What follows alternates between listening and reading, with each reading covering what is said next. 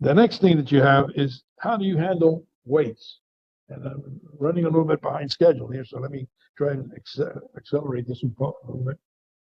VSAM waits, these deadlock conditions can be a real problem as to how you handle the situation. You have, like, for example, insufficient strings, and it tells you you had short of strings condition. The normal thing to do that people do is just raise the number of strings rather than looking at what look-aside you're looking at, and look-aside ratio. If your look-aside ratio is poor, then adding strings is not going to help that much. What you need to do is improve the look-aside ratio, look-at-hit ratio, and that basically is going to accelerate how long a string is held. Okay? So instead of having to hold the string until you do the I/O, you release it immediately because you found the information in memory. And we did a little thing here. I did 3 Keki transactions, okay? And with this file waits, it tells me, okay, I have 2 in yellow, which means these guys are waiters, okay? And this is the guy that owns the resource because he's in white. It tells me who's the owner of the resource.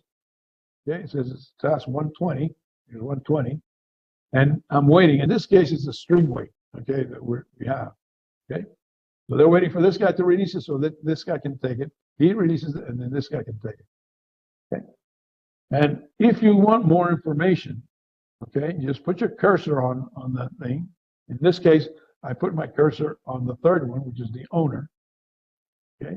And it gives me the information. It tells me this is what you're doing. Again, Keki is a conversational transaction.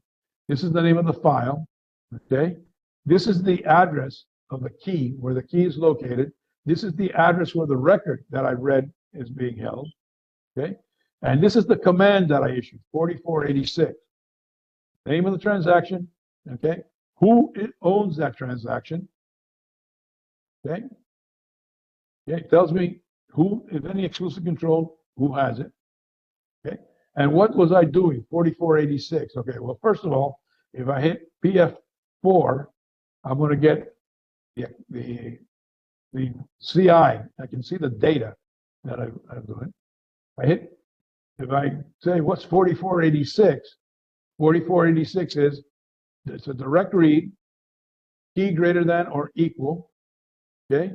Locate record by key, use the up address, that's normal, okay? And it's an update request. So I issued a read for update with the generic type key, okay?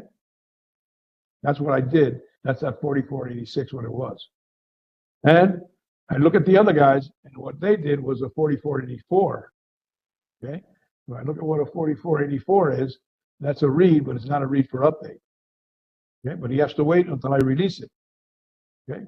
And the third guy, again, he's a waiter, in some cases it's the same guy, which is me, right?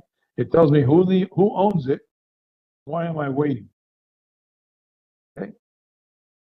And again, 4486, this guy's issuing a read for update also.